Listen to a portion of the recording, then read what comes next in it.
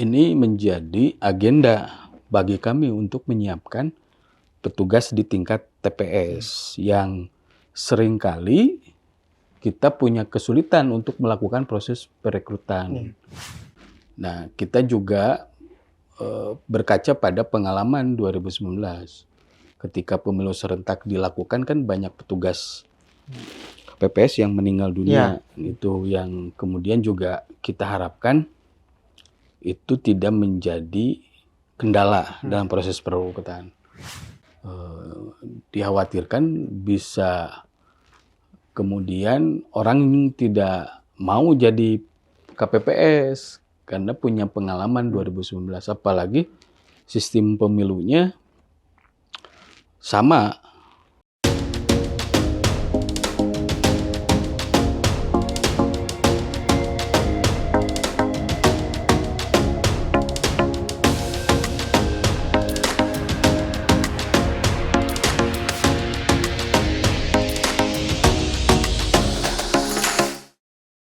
Assalamualaikum warahmatullahi wabarakatuh. Kembali lagi dengan saya Erwin Mentara Biasa di Editalk Pemerintahan dan Politik.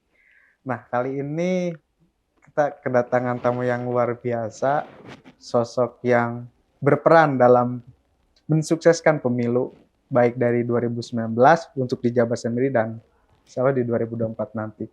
Untuk perhelatan pemilu nanti Pak, cukup singkat juga ya. Kalau ngomongin soal waktu terbilang 181 hari lagi ya. Kurang lebih Kurang lagi. Nah, kali ini saya bersama Pak Rifki Ali Mubarok, Ketua KPU Jabar. Sehat, Pak? Alhamdulillah. Udah setahun gak ketemu ya, Pak? Iya. Ini dengan Kang Erwin udah setahun. Nah, ngontak-ngontak sigana bosenin. Enggak, Pak, dari dulu juga sering wawancara baik pohon gitu kan, dan langsung tatap muka, langsung respon gitu kan, cepat respon, dan ya bagi kalangan wartawan enak kalau narasumber seperti ini gitu kan. Pak, untuk persiapan pemilu serentak nanti, kesiapan dari KPU Jabar. Jadi kan di pemilu ini ada 11 tahapan penting ya. Dimulai dari penetapan partai politik peserta pemilu dan kemudian nanti diakhiri dengan rekapitulasi hasil. Dari 11 tahapan yang ditetapkan oleh KPU, kurang lebih kita sudah melaksanakan hampir 70-80% tahapan yang sudah dilakukan di tahun 2022, mulai tahun 2022 sampai tahun 2023 ini. Yang kemudian tahapan yang sekarang kita laksanakan itu tahap pencalonan yang akan memasuki tahap penyusunan DCS atau daftar calon sementara yang kemungkinan nanti kita akan tetapkan tanggal 18 Agustus daftar calon sementara itu, yang selanjutnya akan diumumkan kepada publik supaya nanti publik bisa menilai menanggapi daftar calon sementara yang sudah kita susun berdasarkan usulan dari partai politik tentunya. Maka tahapan selanjutnya yang paling penting adalah nanti ditetapkan DCT. DCT ditetapkan tanggal 3 November, berarti tahapan selanjutnya ya. Kemudian nanti Capres, Cawapres juga ditetapkan di bulan November. Nah, kemudian nanti memasuki kampanye. Tanggal 28 November itu sudah memasuki masa kampanye. Di sanalah nanti peserta pemilu dengan pemilih bisa melakukan interaksi. Bagaimana kemudian peserta pemilu, beserta calegnya, mereka menyampaikan visi misi program untuk menarik pemilih menggunakan hak pilih dan memilih partai politik atau juga caleg. Nah, kampanye kurang lebih hampir 3 bulan lah. 3 bulan. Kemudian nanti tanggal 14 Februari pemungutan dan penghitungan suara. Di samping kampanye kemudian penetapan DCT, kita akan lakukan pengelolaan logistik tentunya. Jadi tahapan selanjutnya yang akan kita lakukan ada 3 tahapan penting ya. 4 ya. Pertama kampanye, kemudian nanti logistik, kesiapan logistik untuk pemilu, dimulai dari kotak, bilik, surat suara, dan lain sebagainya. Kemudian pemungutan dan penghitungan suara 14 Februari, dan tahapan akhir nanti rekapitulasi dan penetapan. Nah, itu kurang lebih gambarannya. Nah, di Jabar ini berarti yang sudah dipastikan untuk menjadi pengetahuan bagi semua wargi Jabar itu bahwa kita sudah menetapkan DPT, daftar pemilih tambahan, daftar pemilih tetap. DPT yang kita tetapkan itu jumlahnya sekitar 35,7. Jadi 35,7 juta ini berarti mengalami peningkatan dari jumlah DPT pemilu 2019. 2019 jumlah pemilih kita 33. Berarti naik berapa persen? Berarti naik 33 ke 35. Berarti naik sekitar 2 juta ya, 2 juta. hampir 3 jutaan lah. Yang naik 7 atau 8% lah. Dan dari 35,7 juta ini, mayoritas pemilih di Jabar itu di usia produktif. Usia produktif itu masuk kategori generasi milenial dan generasi Z. Usia rentangnya 17 sampai 40 tahun. Artinya bahwa sebagian besar pemilih di Jawa Barat itu adalah masyarakat pemilih yang punya literasi informasinya cukup bagus. Nah, ini juga nanti akan berkaitan dengan media yang akan dilakukan oleh partai politik untuk melakukan kampanye. Termasuk juga bentuk media yang akan dilakukan oleh KPU untuk melakukan sosialisasi. Maka ketika DPT ini sudah ditetapkan, itu jadi acuan bagi KPU untuk menerapkan metode sosialisasi yang efektif. Dan bagi partai politik untuk bisa menetapkan metode kampanye yang efektif dengan jumlah pemilih yang mayoritas di usia generasi milenial dan generasi Z ini, maka metode sosialisasi dan metode kampanye yang akan digunakan harus bisa disesuaikan dengan kondisi dan kebiasaan dari masyarakat pemilih yang generasi milenial dan generasi Z ini. Gitulah kurang lebih. Berarti untuk komposisinya Pak, pemilih milenial atau pemilih pemula itu berapa persen? Kalau pemilih pemula berarti ya sekitar 20%-an. 20%. Iya, sekitar 7 jutaan lah kurang lebih gitu. Untuk DPT yang gemuk Pak, dan untuk petugasnya sendiri itu gimana Pak? Ya, tentu ini ketika jumlah DPT kita 35,7, maka itu berdampak pada jumlah TPS. Jumlah TPS kita juga paling banyak, sekitar 140.000. Nah, jadi DPT jumlah besar kecilnya itu berpengaruh pada jumlah TPS. Nah, besar atau kecil. Kemudian nanti berkaitan dengan kesiapan logistik juga. Gitu. Semakin besar jumlah DPT berarti kan TPS-nya besar atau banyak, kemudian juga jumlah logistik yang diperlukan juga banyak, termasuk juga kesiapan SDM. Jadi kalau kemudian kita punya 140.000 TPS, maka nanti petugas KPPS yang kita butuhkan itu hampir sekitar 900.000-an seluruh Jawa Barat itu yang harus dipersiapkan nanti. Nah, berarti kan ini menjadi agenda bagi kami untuk menyiapkan petugas di tingkat TPS yang seringkali kita punya kesulitan untuk melakukan proses perekrutan. Ya, karena kondisi kabupaten kota bermacam-macam kondisinya, ya, bervariasi. Ada yang SDM-nya siap, ada kelebihan SDM. Di satu sisi ada juga yang kekurangan SDM untuk petugas.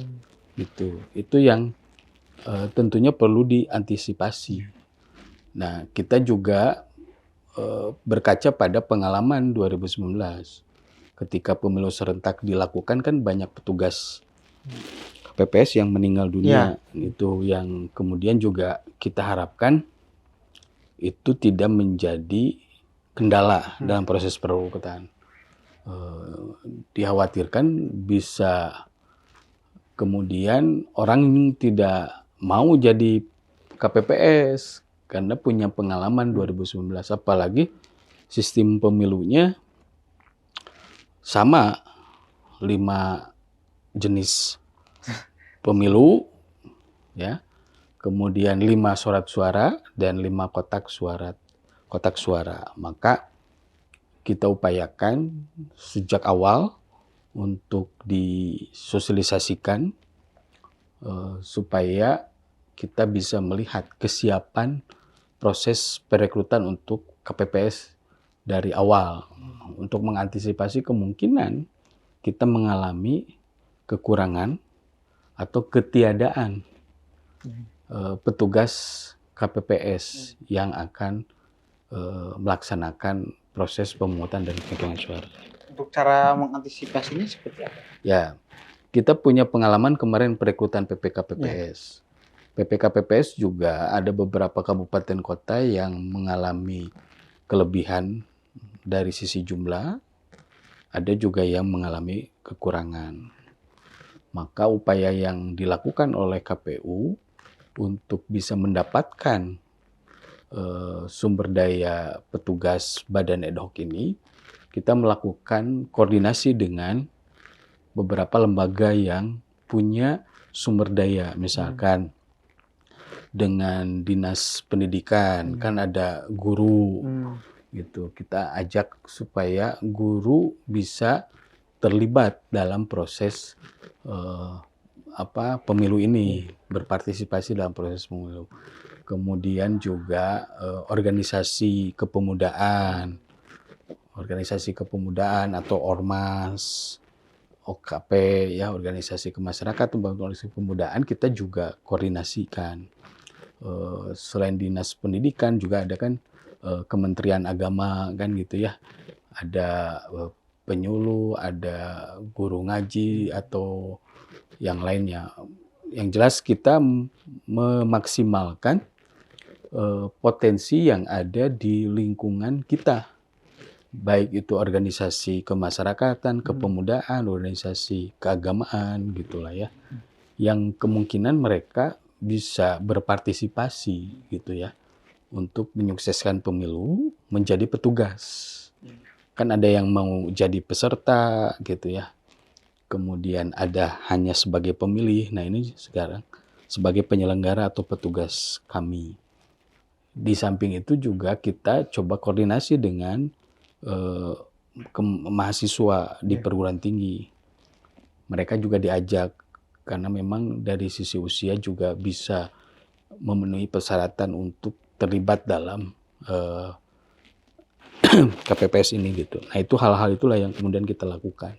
Pak, kalau untuk pemilih misalnya yang sakit di rumah sakit terus yang di lapas itu seperti apa, Pak? Ya, itu kan pada prinsipnya pendataan data pemilih itu kita berdasarkan domisili, berdasarkan KTP, de jure bukan de facto. Jadi kalau misalkan Kang Erwin tinggal di Kabupaten Bandung misalkan ya, tapi pada saat 14 Februari itu harus bertugas peliputan di Kota Bandung misalkan. Berarti itu masuk ke dalam pemilih yang pindah memilih. Jadi dia mestinya memilih di Kabupaten Bandung, tapi kemudian karena tugas, dan itu harus dibuktikan tugasnya, itu di Kota Bandung, maka dia pindah memilih dari kabupaten ke Kota Bandung. Nah, untuk bisa melakukan proses pindah memilih ini, maka nanti pemilih bisa melaporkan Iya. ke RT RW atau ke kelurahan desa setempat untuk petugas kami di tingkat PPS mendata dan memasukkan menjadi daftar pemilih tambahan. Jadi namanya DPTB, DPTB. daftar pemilih tambahan. Nah, yang bisa melakukan pindah memilih, misalkan yang kemungkinan tanggal 14 Februari itu tugas belajar, mahasiswa nggak bisa pulang misalkan ya. Kalau pulang relatif cukup jauh atau memakan biaya cukup tinggi kan gitu ya. Yang kemudian para pekerja ya yang tidak bisa meninggalkan pekerjaannya, misalkan tenaga kesehatan, medis, kan gitu ya. Kemudian wartawan dan lain sebagainya yang masuk kategori pekerjaannya memang tidak bisa ditinggalkan gitu. Bencana atau sakit atau tadi dalam tahanan, baik itu ditahan di rutan, lapas maupun juga di Polda, Polres atau Polsek, itu yang kemudian didata. Nah, tinggal nanti itu berdampak pada jumlah surat suara yang harus diterima. Itu ya, tergantung dia dapil mana. Misalnya Kabupaten Bandung, dia pindah ke Kota Bandung, otomatis yang bersangkutan tidak akan menerima surat suara untuk memilih DPRD kabupaten kota dan DPRD provinsi karena beda dapilnya. Jadi hanya menerima atau dengan RI. Jadi dia hanya menerima 2 surat suara presiden dan surat suara DPD. Selebihnya tidak bisa karena beda daerah pemilihan untuk memilih RI, provinsi maupun juga kabupaten kota. Nah, itu kira-kira gambarannya. Pak, kalau untuk tingkat golput di Jawa Barat sendiri itu seperti apa, Pak? Ya, jadi partisipasi pemilih di Jawa Barat ini untuk pemilu itu kecenderungannya stabil. Dimulai 2004 itu 80% ya, Pileg maupun juga Pilpres. Lanjut ke 2009 itu di kisaran 70 ya, 75 gitu ya. Sama dengan 2014 dan terakhir 2019 kemarin di angka 82%, rata-rata ya 80%. Jadi memang angka partisipasi pemilih di pemilu legislatif maupun presiden di Jawa Barat itu cukup bagus. Di angka 70 atau 80% rata-rata. Artinya masih ada yang tidak menggunakan hak pilih, sekitar 30 atau 20 atau 30% lah kurang lebih ya.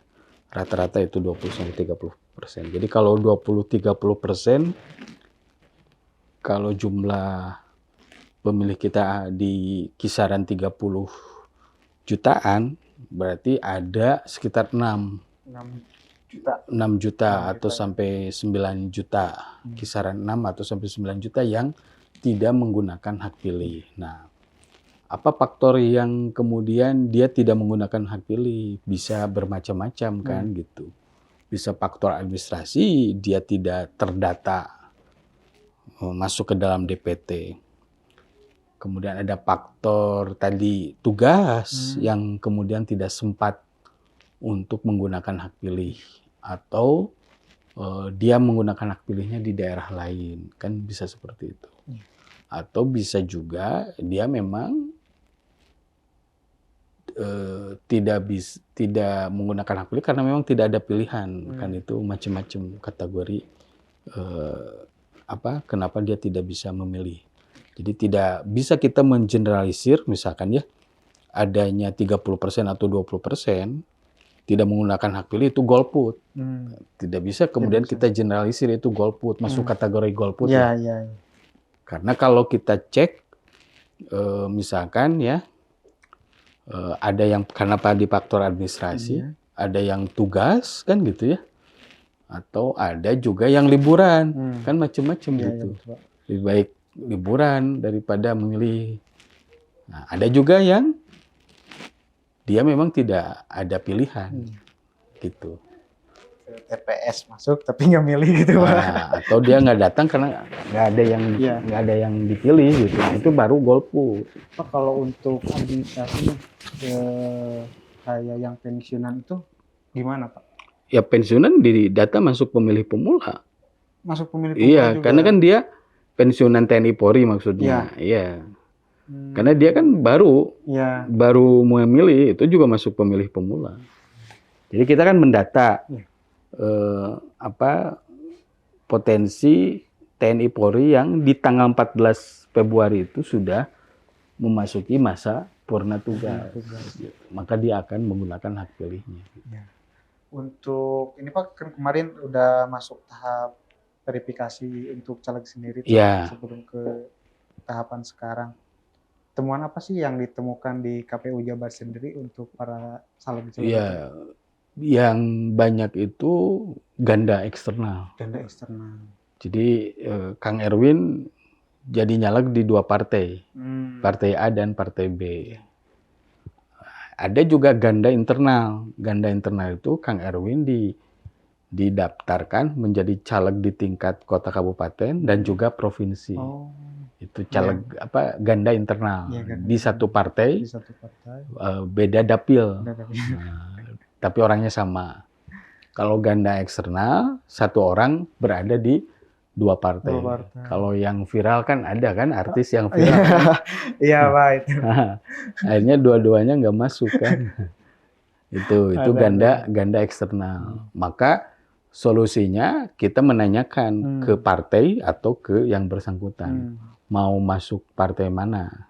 Gitu. Bikin surat pernyataan sehingga harus dicoret di salah satu partai gitu.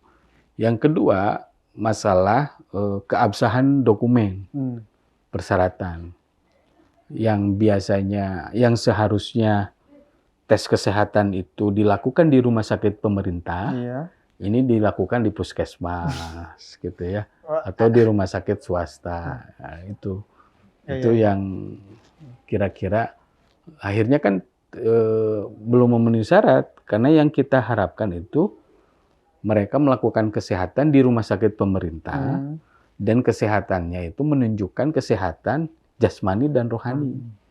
Jadi jasmani fisik berarti rohaninya kejiwaannya. Dan yang mengeluarkan surat keterangan itu dan tambah bebas narkoba ya. Yang mengeluarkan surat keterangan sehat itu kayak rumah sakit pemerintah. Harus melalui medical check up tentunya. Nah, itu belum, hampir semuanya banyak yang belum bisa memenuhi.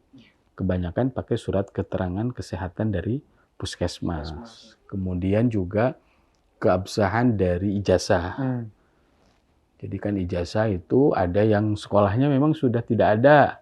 Nah, kan gitu ya. Harus dicek ke dinas untuk meyakinkan bahwa memang yang bersangkutan sekolah di sekolah itu.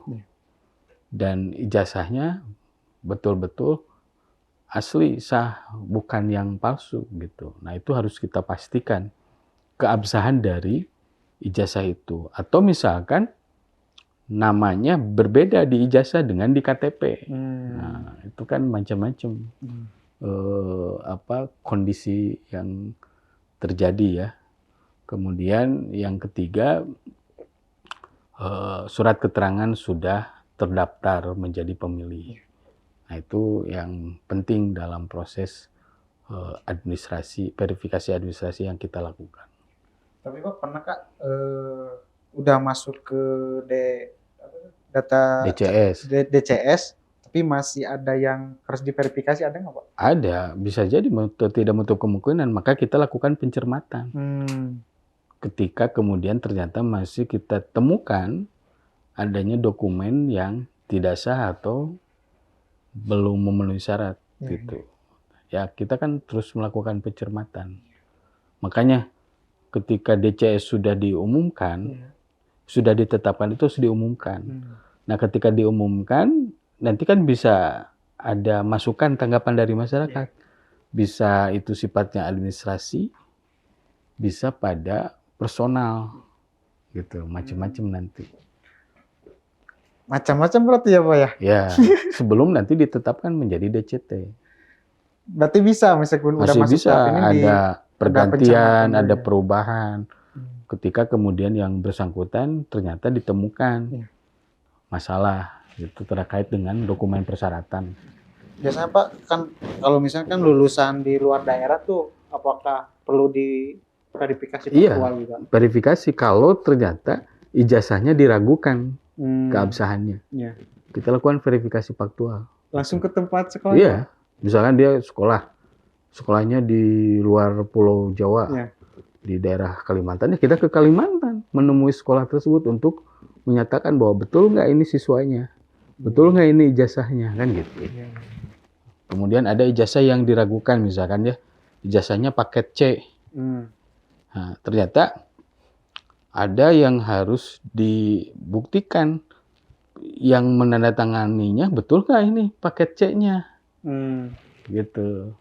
Yang menandatangani paket C-nya ini betul nggak yang punya wewenangnya ini, kan gitu. Gitu. Tapi Pak pernah menemukan nggak Pak soal dokumen itu manipulasi kayak gitu Pak? Ya kan pada asumsinya kan kita hanya menerima, dan kita harus memastikan dokumen itu benar gitu. Maka dilakukan verifikasi administrasi. Kalau kemudian masih ragu, ya kita lakukan klarifikasi gitu. Untuk tahapan ini Pak, data caleg sementara tuh gimana tuh Pak ke depannya Pak? Ya, jadi kita menerima hampir sekitar 2000-an ya. 2000 caleg. Ya, yang sudah kita lakukan proses pencalegan, dan dari proses itu kemudian ada beberapa yang memang tidak memenuhi syarat, sehingga kemudian kita sampaikan ke partai politik, yang akhirnya DCS ini memang betul-betul data calegnya sudah memenuhi syarat, sudah melalui proses pencermatan gitu. Untuk kan setelah DCS Pak ada proses apa pemilihan PJ kayak gitu kan? Yang mana? Yang setelah proses itu. DCS. Ya, setelah DCS. Setelah DCS nanti dicermati, kemudian masuk ke DCT, daftar calon tetap, gitu. Daftar calon tetap. Nah, kalau udah daftar calon tetap sudah tidak ada lagi perubahan. Dan itulah yang kemudian nanti dipakai untuk surat suara. Kapan tuh Pak rencananya? Dalam 3 November. 3 November. Itu DCT. Jadi kita masih punya waktu sekitar 2 bulan lagi ya. Ini kan berarti Agustus ya. Berarti September, Oktober itu kita akan lakukan pencermatan terkait dengan DCS. Tadi karena faktor adanya pengaduan, tanggapan dari masyarakat, atau kemudian juga ada dari partai atau dari caleg sendiri itu yang mengundurkan diri, kan bisa saja mengundurkan diri, meninggal dunia, atau kemudian terkena kasus, kan bisa terjadi dalam rentang waktu 2 bulan ini. Gitu. Pak pengen ini tahu ceritanya Pak atau pengalamannya, ada nggak gejolak atau kendala di tahun sekarang dengan tahun lalu Pak? Kelihatannya tidak kondisi dan suasananya masih terlihat tidak jauh berbeda dengan 2019 gitu ya.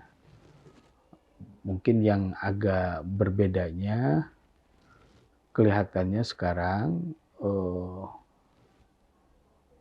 di masyarakat tidak terlalu muncul kuat polarisasi. Berbeda dengan 2019, 2014, itu terlihat kuat polarisasi yang terjadi. Nah, kalau yang sekarang kan tidak terlalu kuat polarisasinya. Karena kan kelihatannya pasangan capres yang muncul itu, atau capres yang muncul itu ada 3, tidak 2. Nah, sehingga itu berdampak pada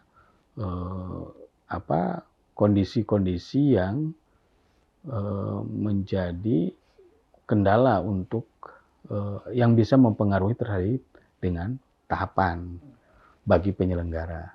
Nah, untuk itu kelihatannya di tahun 2024 ini, mengingat yang kita lihat sekarang ada tiga calon lah yang tampil, walaupun belum dipastikan ya, tapi itu kelihatannya mengurangi polarisasi di masyarakat yang itu seringkali bisa mempengaruhi pada beban kerja bagi penyelenggara ketika terjadi polarisasi tersebut. Itu. Ya, untuk ini terakhir Pak, Ya. closing statement Pak untuk Pemilu Damai 2024 Pak dari Bapak selaku Ketua KPU Jawa Barat. Ya, kita berharap pemilu 2024 di Jawa Barat ini bisa berjalan dengan berkualitas. Kualitas pemilu di Jawa Barat ini bisa kita wujudkan apabila tahapan pemilunya bisa berjalan dengan baik dan lancar, sesuai dengan jadwal dan ketentuan yang berlaku. Sehingga di Jawa Barat ini tidak ada tahapan pemilu yang ditunda. Yang kedua, pemilu itu berkualitas kalau partisipasi pemilihnya meningkat. Jadi kita berharap partisipasi pemilih di pemilu 2024 di Jawa Barat ini bisa mengalami peningkatan dari 80-an, misalkan bisa meningkatlah jadi 85 atau minimal tetap, sehingga nanti bisa mempengaruhi pada legitimasi hasil. Kalau partisipasi pemilihnya bagus di angka 70 atau 80%.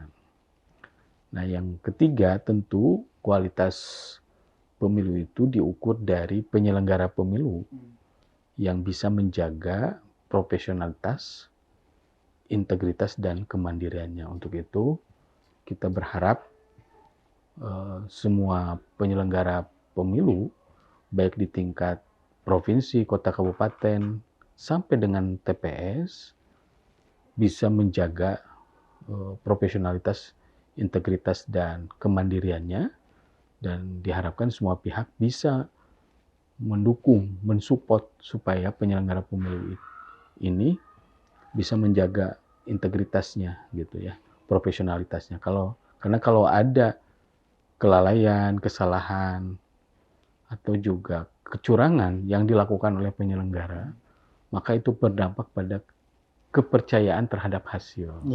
Jadi kalau hasil pemilunya tidak dipercaya, maka nanti itu berpengaruh pada pemimpin yang kemudian juga tidak dipercaya karena berdasarkan hasil yang tidak dipercaya. Nah, untuk itu kita harapkan pemilu kita bisa menghasilkan pemilu yang bisa dipercaya dan bisa menghasilkan pemimpin yang berkualitas. Dan kita harapkan pemilihnya juga berkualitas, tidak terpengaruh oleh pemberian sesuatu, ya. Jadi harus cerdas. Jadi tidak teriming-imingi oleh pemberian sesuatu. Kemudian juga pemilih kita harus informatif, artinya tidak terpengaruh oleh isu hoax. Dan yang paling penting, pemilihnya bisa rasional. Dia memilih berdasarkan pilihannya sendiri, bukan karena faktor yang lain. Itu saja kira-kira yang bisa disampaikan. Semoga pemilu 2024 di Jawa Barat ini bisa berjalan secara berkualitas. Ya, mungkin itu bincang hari ini dengan Pak Rifki Ali Mubarak, Ketua KPU Provinsi Jawa Barat. Banyak ilmu dan pemahaman yang bisa diserap Pak. Ya. Baik buat saya pribadi dan buat warga Jabar. Mudah-mudahan pemilu 2024 tetap kondusif dan sukses selalu. Ya. Hatur nuhun. Assalamualaikum warahmatullahi wabarakatuh. Waalaikumsalam.